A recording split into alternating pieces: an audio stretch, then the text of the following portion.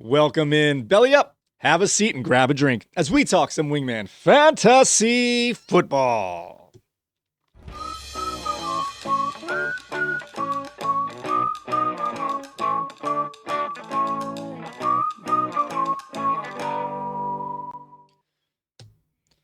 Welcome on into another edition of Wingman Fantasy Football, the league podcast. I'm your host, Michael Furley. And as always, I'd like to thank all of you, or any of you who may be watching or listening to today's show. This is episode 226, our 2026 QB preview, and it's my great pleasure to welcome back to the bar Mr. Bernie, a.k.a. Team B. I'm Cuban B. Yes, Cuban B. Hey, how you doing today, Bernie? Yeah, hi Mikey. I'm feeling like Rocky, like right before his montage, rough around the edges, but I know that training arc's coming, so. All right, we'll get that ready for you. That's good. I can't wait to see. All right, guys, in this show, what do we got going on here? We were going to break down the quarterback position to see who we have ranked where, including our surprises in the top 5, our new kids on the block, bounce back candidates, old faces in new places, and we'll see who we just can't quit on our Wingback Mountain. But before we do any of that, I'd like to make sure that everybody is in the room. Wingmen assemble! All right, Bernie, now that everyone's here, it's official. We have had a league vote on changing our rosters and the tight end position. You've been working so hard at grassroots efforts for years now. The campaign has finally come through here. The tight ends are now going to be in our starting lineups. I'm just going to let you go. What do you think about the fact that this thing you've been working on for years has finally come around? Championship. That's it. No, it's not. Yeah. No, it's good. I like it. I feel like it's going to change the draft strategy enough of the players that we all kind of have been playing with for a very long time. So, it makes it a little different. And I like it, man. And we got to respect the tight ends. They need their spot, man. They need their spot. Don't worry. Now we have it. My new push. I'm already moved past it. My new push is wide receiver only slot. Nice. Yeah. You know how sometimes I do 2 quarterbacks in the first 6 or 7 rounds. Now I got to add 2 tight ends in the first, 6 or 8 rounds, and I'm going to have nobody on my team but tight ends and quarterbacks through the 5 or 6 rounds of the draft. There you go. It's like you and Nick have a combined team. There you go. All right, guys, we're going to get into some new segments that we have here. Usually in our past, we just kind of go through our lists, our ranking of quarterbacks, and it's sometimes a little droning. So we're going to break them up in some more exciting segments. And the first one off the bat here is our surprise of the top 5. Like it. Not malfunction, Stephanie. Number 5 is alive. Wingman Fantasy Football. Surprise of the top 5. Johnny Here's 5 is Johnny. alive. That's awesome. All right. So looking at our rankings here, there's always someone who kind of sneaks up. It could be either way, Bern. You can have someone who's you're surprised they made it in the top 5, or maybe even someone you're surprised that isn't in your top 5, depending on how you want to look at it here. Okay, I'm gonna go first if you don't mind. I'm gonna start with Jalen Hurts. Last year he was the number 9th quarterback overall, 8th in points per game. So that's not too far out of the top 5, but he has been regressing year after year, 2 consecutive years outside that top 5, while still being drafted as a top 5 quarterback. So I kind of have him as even though it's a different segment, like a bounce back style here. I've got Jalen Hurts back in my top 5. What's your thoughts here on that before I give you some reasons why I'm putting him there? The tush push TD floor is the most reliable non-Allen scoring source in fantasy football. I got Jalen Hurts at number 5, to be honest. It is mid-August. This is going to change. But as of now, I have him up there. I think, he's going to have a top 5 finish this year, but maybe the regression moves into injury, which I'm a little bit skeptical about. I talked to Miss Cleo earlier today, and she's thinking his last name and the regression might all come together. Well, I will say last year their offense was atrocious. Not even just the vibes, but you watch, they would do the same. The only time they get scores when they were doing shovel passes to Goddard, for example. But looking at their strength of schedule this year, they have the easiest strength of schedule in terms of points allowed to the quarterback position, not in wins and losses. They have a top 10 wins and losses schedule this year, but number 1 overall in easiest schedule for quarterbacks and wide receivers, which means you don't necessarily have to have the big time names to get enough of the output here combined. And they have the number 1 easiest schedule for tight ends. Oh my, I just noticed that now as I have my notes up here. So their passing game is number 1 off the charts, at least in terms of their competition. We'll see how it fares out, but I'm going to give him a chance to bounce back with this easier schedule. And maybe I don't blame AJ Brown, but not having to worry about dealing with a player who's calling for the ball all the time. He can just throw it to Goddard all over over and over and over again without having to worry about it, I guess. Yeah, I mean that sounds about right. That's very good analysis, Mike, and very good. What is that strength of schedule based on different factors of strength, like sub strength of schedules. That's pretty good. I like it. I like it. All right, who do you have for your surprise of our top 5? Well, I think I'm going to go to the nation's capital and Jaden Daniels. He's ranked for me very high within the top 3 somewhere. I'm not going to give away my secrets. Okay, wow. After a season that he basically just got repossessed by the injury bug here. So I think camp reports say he'll be back full Truman Show mode, running around like nobody's watching. Diggs joins McLaren. So it's not just hope, I think. I think it's an actual weapon that they're adding here. And, some draft people and models have him ahead of Jackson, May, and Burrow. So that's not a sleeper, Mike. That's an alarm clock going off at 6 a.m. right there. Yeah, I actually have him rated higher than I thought I would have him. I have him in that top 6. I have him right outside of behind Jalen Hurts. Yeah. I think he's got a chance for a bounce back as well. It's really hard. He doesn't have a lot of work on tape. He had one great year with an easy schedule in rookie year, and a second year was injury riddled with a tough schedule. So this is going to go off a little bit of a gut feeling, but I'm with you there. I have him not in the top 5, but right there in that tier mixed with Jalen Hurts. Yeah, there you go. All right, who do you got? All right, we're going to get on to another news segment. This one's called Our New Kids on the Block. This year's New Kids on the Block.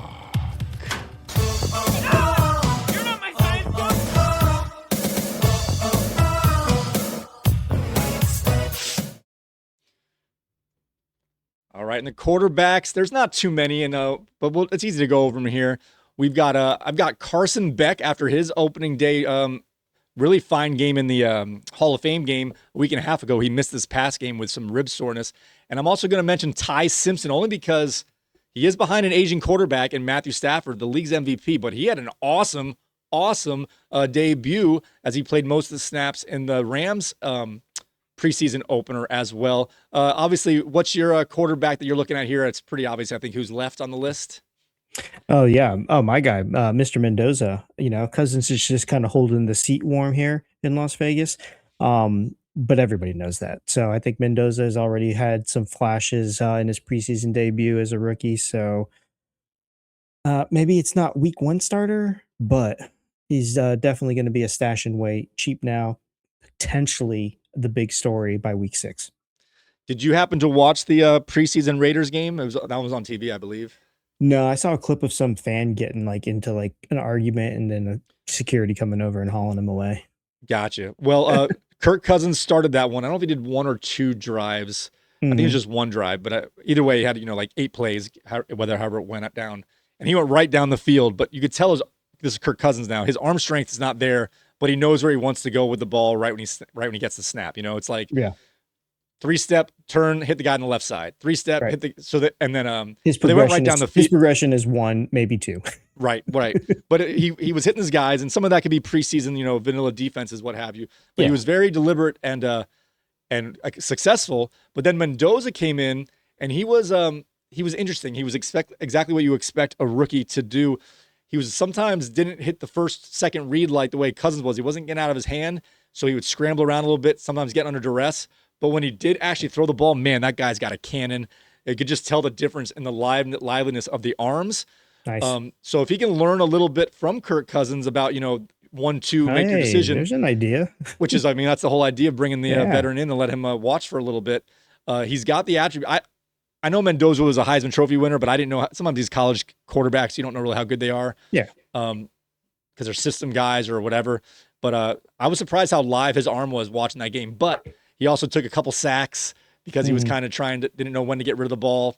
He did throw a touchdown as well. So he was just up and down, not big mistakes, but he just didn't take advantage of every situation. But he does have a lot of talent. Yeah, there you go. So does Anthony Richardson, right? Well, yeah, we can get back to that one later.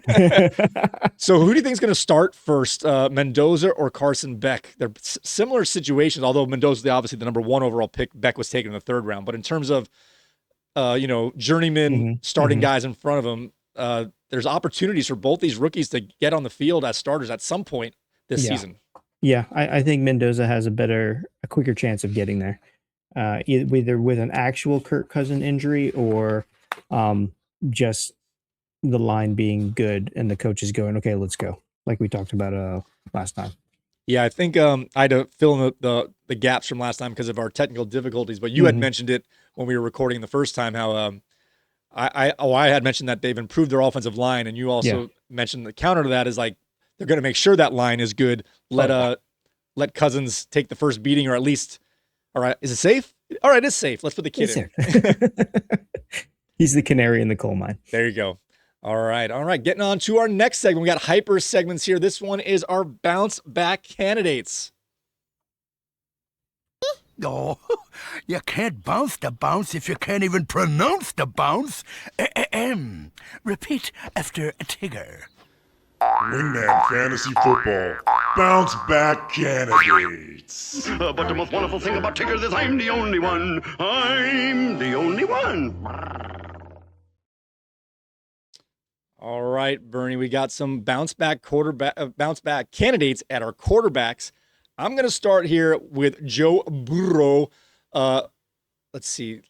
Last year, he was a 32nd quarterback overall. He missed some time due to injury and only 17th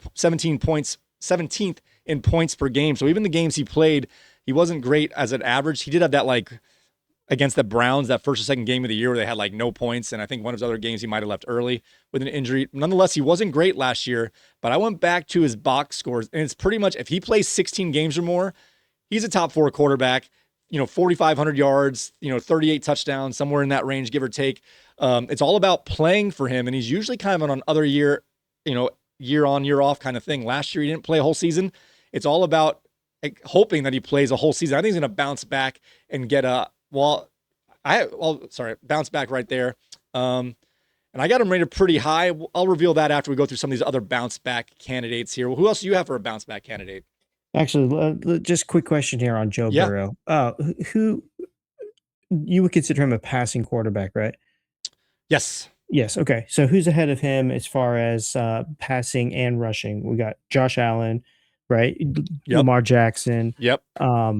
Even Jalen Hurts because of the tush push sometimes in goal line situations. Drake May, Jaden Daniels, we consider them threats on the ground, getting rushing touchdowns. Yep. I think all of those guys should be ahead of Joe Burrow in a league where you only get 4 points as a passing touchdown. Right. If this was a 6-point passing touchdown league, I think that Burrow would be a lot further up than he currently is going in this format. So I will say you nailed my top 6 there. You read them right off in order pretty much. There we go, buddy. Nice job. It's mid-August. Yeah. So I got Joe Burrow 3rd overall, actually. Behind Lamar Jackson and ahead of Drake May, and then we have the Jalen Hurts, Jaden Daniels, 5-6 we talked about before. So I have him really high, but I know his situation. It's pretty. If he plays, he's awesome. If he doesn't, he really hurts you. Yeah. So if you draft Joe Burrow, however high you think you're going to take him, he is someone you got to be really active, in my opinion. And I'm going to do this if I get him in drafting a second quarterback who's also a star, like as someone like a Baker Mayfield or Dak Prescott, who might be someone else's first quarterback. You have to be willing to take them as your second. Or the good thing is they have Joe Flacco there now, was a very steady backup. He's like a true a number 1 handcuffed quarterback, I would say. So if you get Burrow, I would aim for one of those another top 12 guys. If you can't get them, you've got to really pay attention when Flacco is going to go, and don't fool around with that, because if he misses time, you are screwed. That's very true. Very true. All right. I'm looking at CJ Stroud. 2025 Stroud was a guy trying to run a marathon in flip-flops. Let's be honest about it. No run game, no support. I think Houston rebuilt the O-line and brought in David Montgomery. If this works, we're back to 2023 Stroud, I think. the one that made us, overreact in a good way. So that's I like that there. Now I'm looking at my strength of schedules here because quarterbacks are a little harder to figure out, but I've kind of come to the realization is the good ones are good no matter what. Yep, bless you. Yeah. Are good no matter what, and then the guys who are okay need good schedules, and the guys who are bad, it doesn't matter if they have a good schedule. We've seen a few times where like, oh, New Orleans has the second easiest passing defense, but they're playing Rattler and a mixed match of guys, and it's not enough to get in rhythm. So we got Tennessee with an easy schedule. They're not good. Cleveland with an easy schedule, probably not good. But we got Houston and Jacksonville with top 5 schedules in terms of easy for the quarterback. We saw what Trevor Lawrence did last year with the 4th easiest or 6th easiest schedule. He was a top 5 quarterback.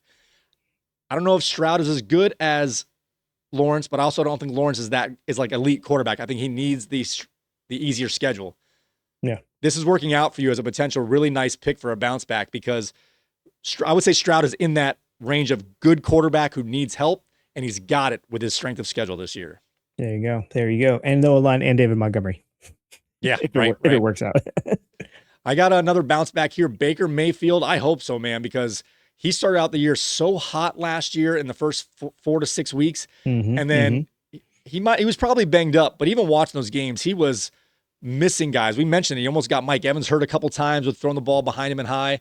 Abuka was awesome those first 5 weeks, and he got hurt. So I think he had a bunch of guys playing at, say, 60%, and those 60% didn't line up with each other. So they were missing each other for a handful of reasons. We've seen Baker Mayfield be all but elite the last 2.5 years, except for the second half of last year.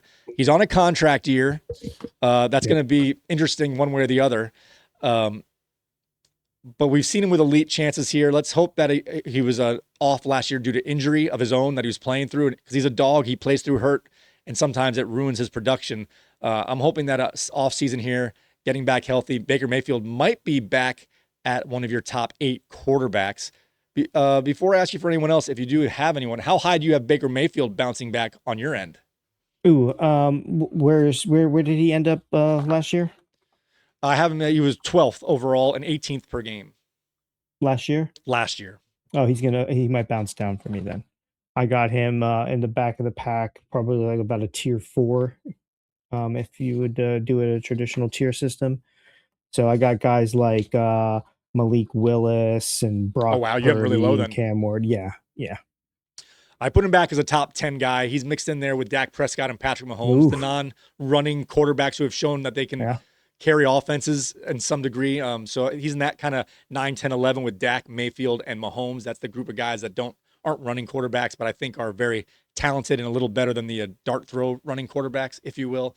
So that's where I put him because, as we see, my hits and misses on quarterbacks can be very strong here. But we have him way far apart. Do you have a number on him? I know you mentioned some guys around him, but I'm curious how low you have him.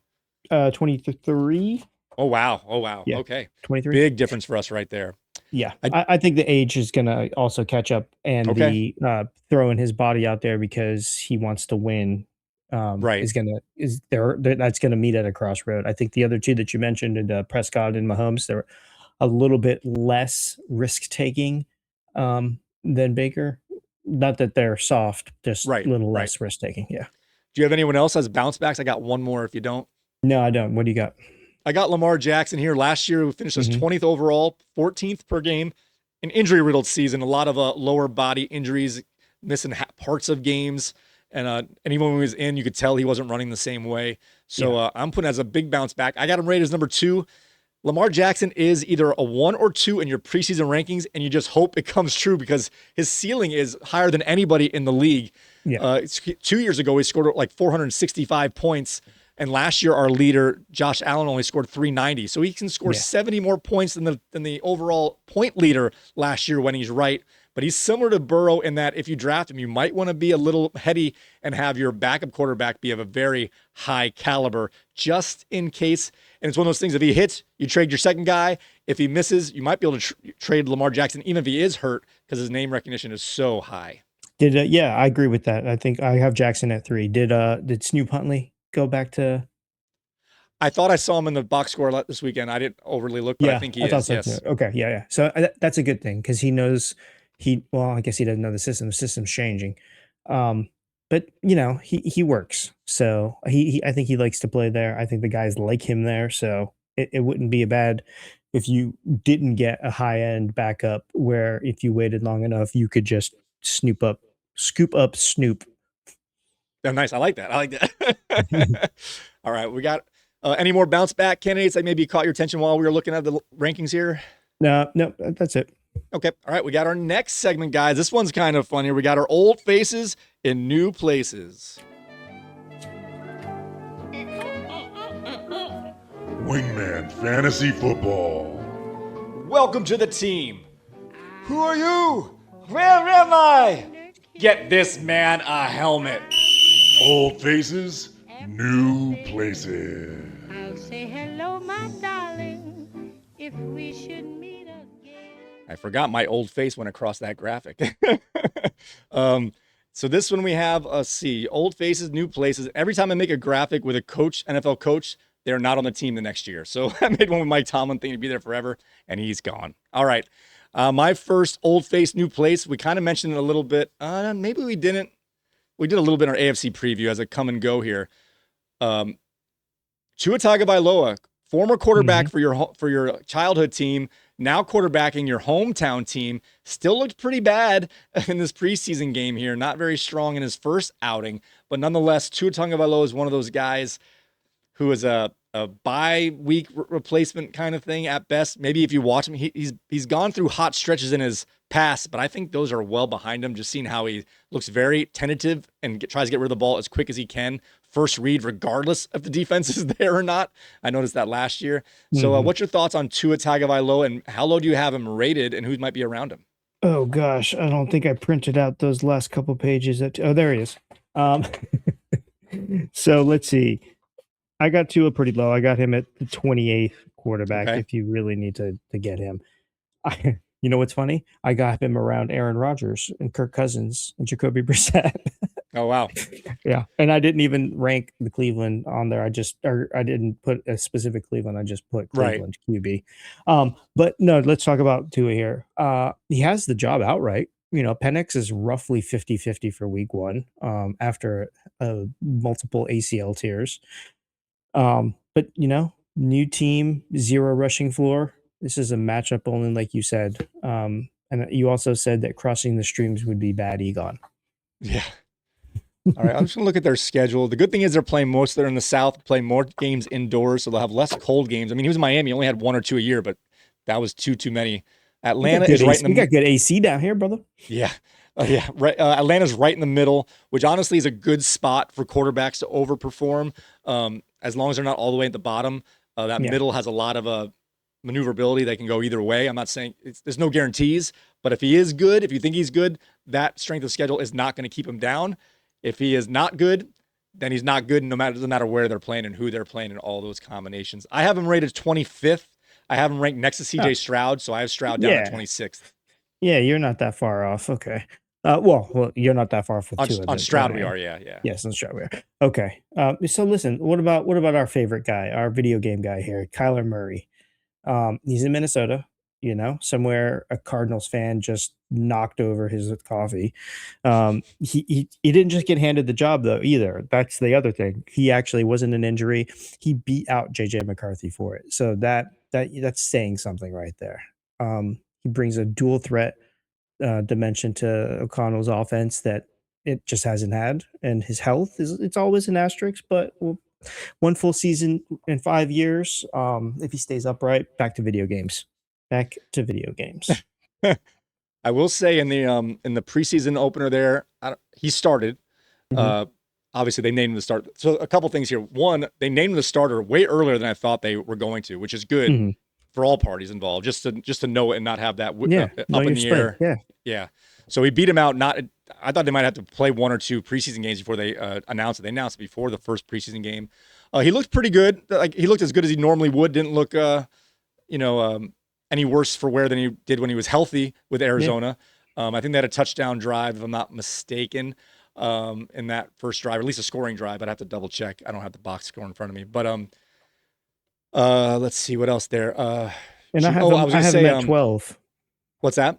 I have him at 12. 12. Okay. Yeah. Let's see. Where do I have him? I don't know if I have him that high. I'm at 21. Okay.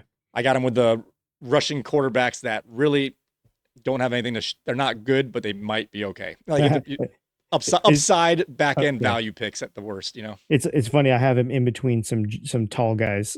He's in between Herbert and Mahomes. Trevor Lawrence is on the other side. Daniel Jones is on the other side. Oh, He's wow. just like standing in the middle there. So you got him way higher. I got him with a group of Tyler Shuck and Daniel Jones. Those kind of mobile quarterbacks on we're not sure how good they are anymore, the quarterbacks themselves, but they have upside. That's why they're here. These are guys like you take them at the end and they might be good streamers for sure. Yeah. The other thing I wanted to mention is until last year, Kevin O'Connor was is it O'Connell or O'Connor? O'Connell.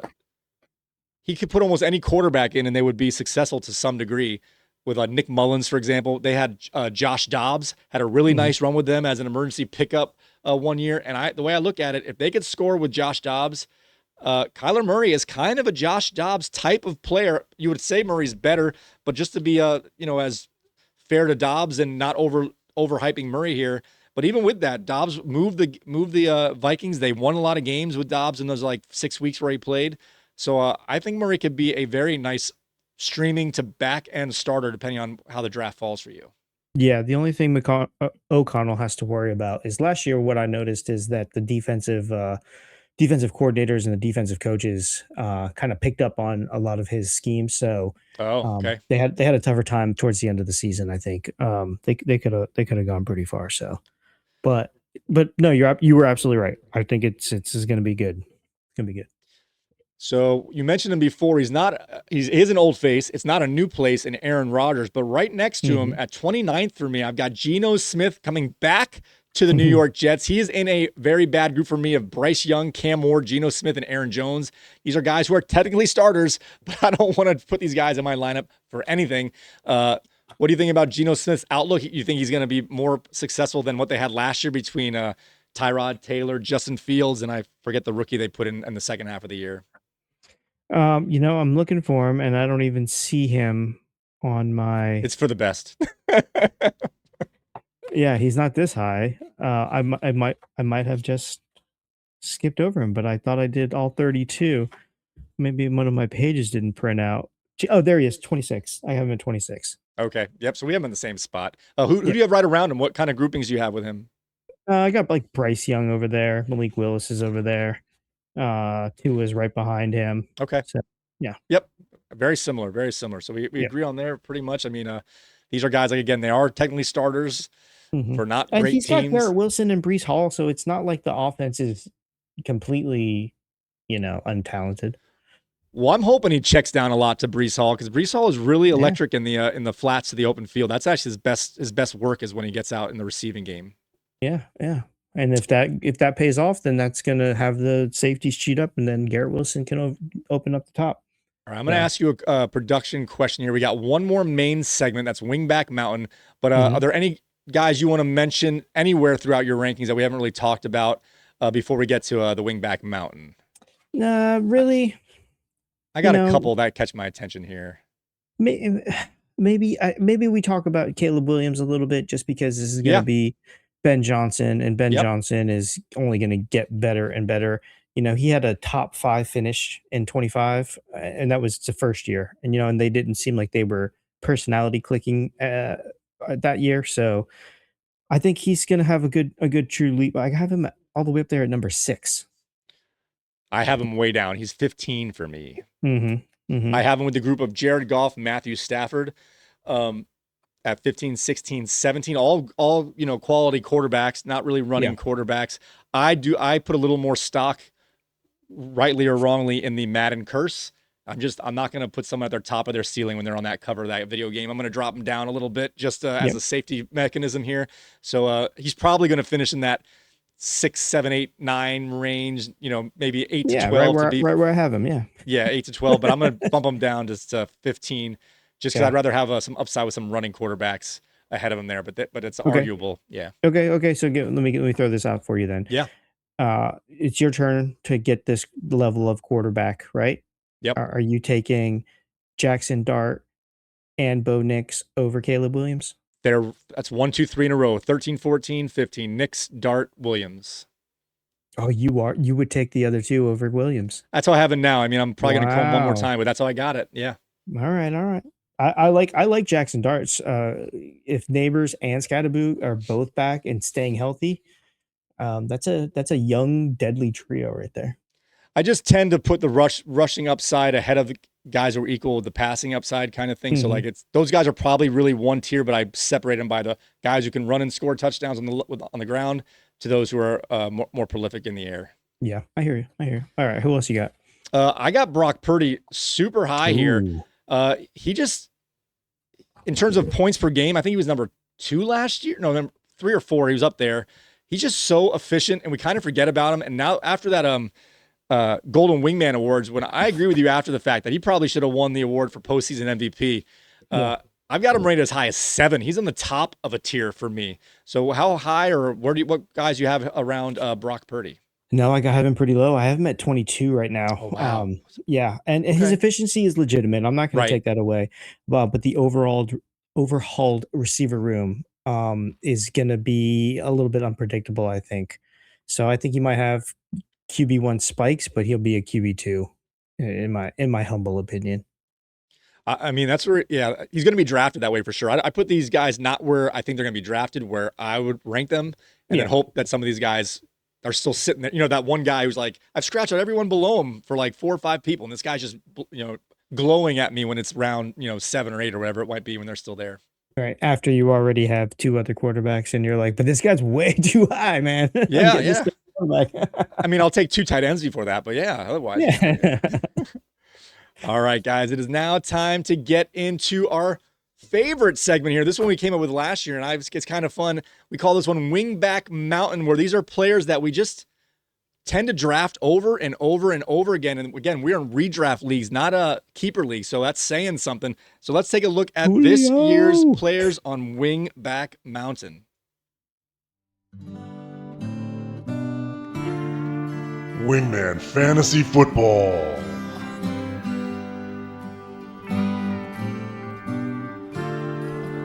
I wish I knew how to quit you. Why don't you? Wingback Mountain.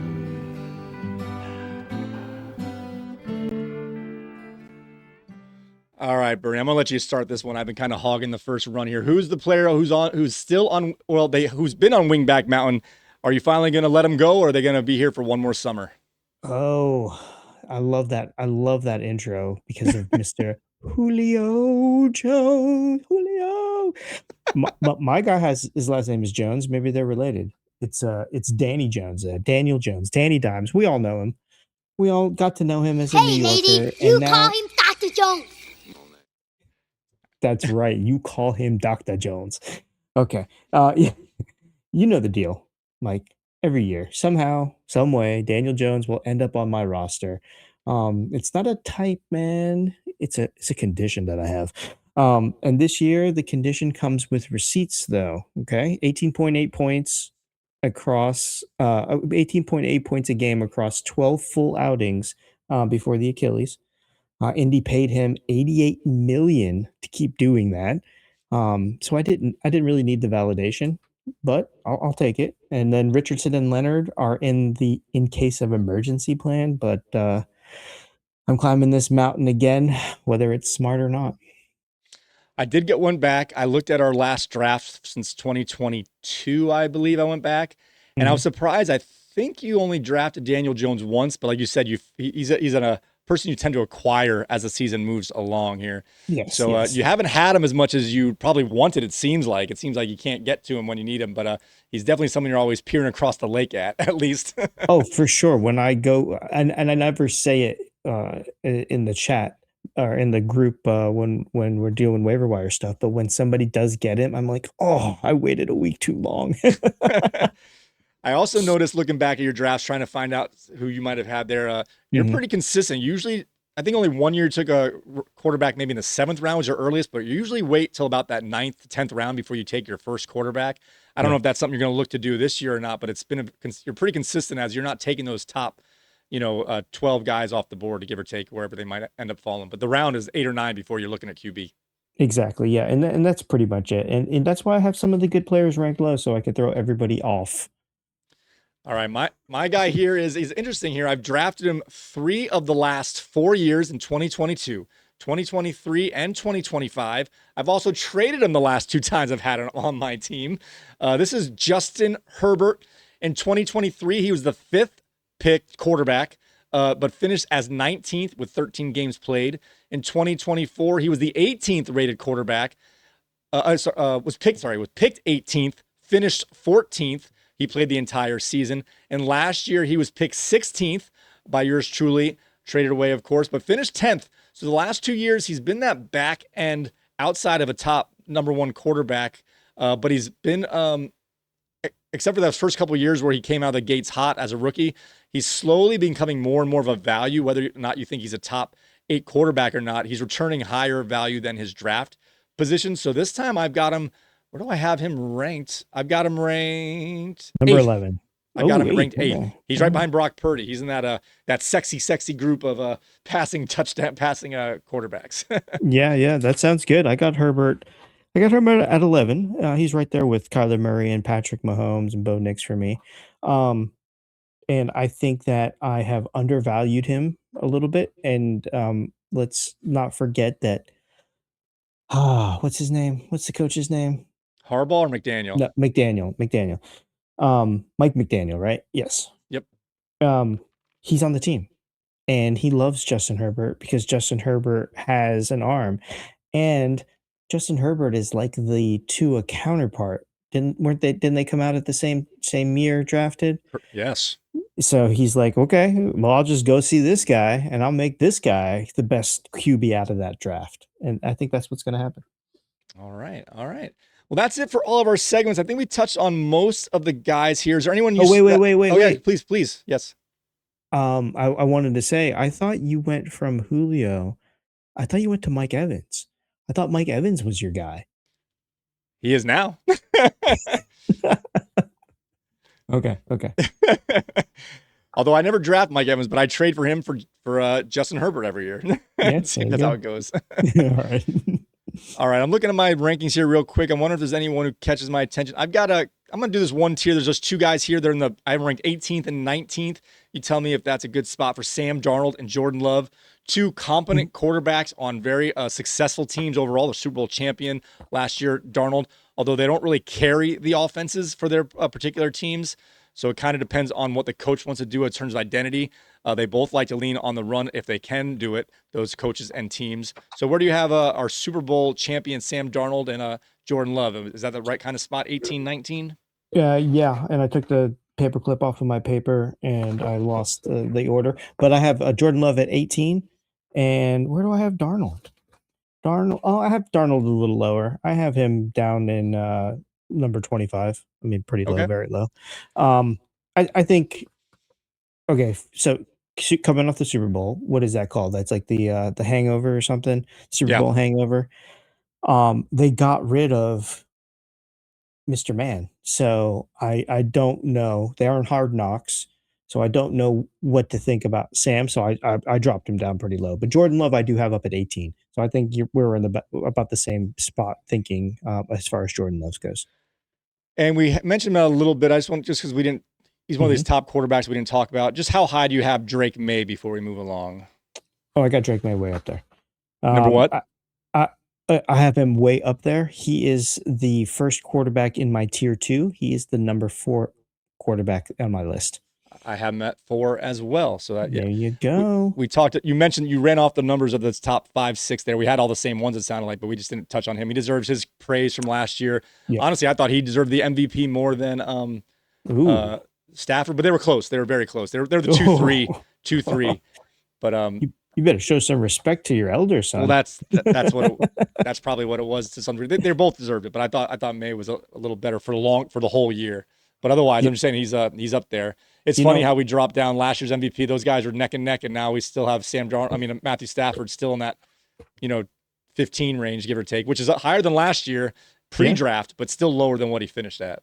Yeah, because he's got a good coach and he's got a good team around him most of the time. So I think he's going to be okay. He is younger than us, but he has more gray hair than us, right?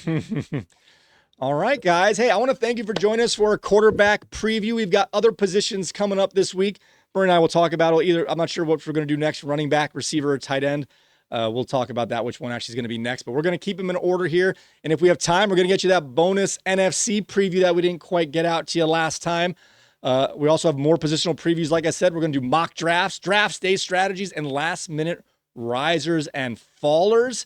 I want to thank all you guys for watching and or listening to another episode of Wingman Fantasy Football, the League Podcast. Find us on your favorite podcasting platforms. And if you go to our YouTube page here at youtube.com/@Wingman Fantasy Football, do me a favor, guys. Do me a favor when you're there, guys. Hit that like button, subscribe, hit the notification bell, leave a comment. We'll get you into our mailbag segment. All right, guys, with that being said, is that everything? Yep, with that being said, may your glasses be full, your mugs stay frosty. And remember, pair a discount ace quarterback with an upside arm quarterback. Perfect. I like it. I'm going to beat you so bad. I'm going to get the best tight ends.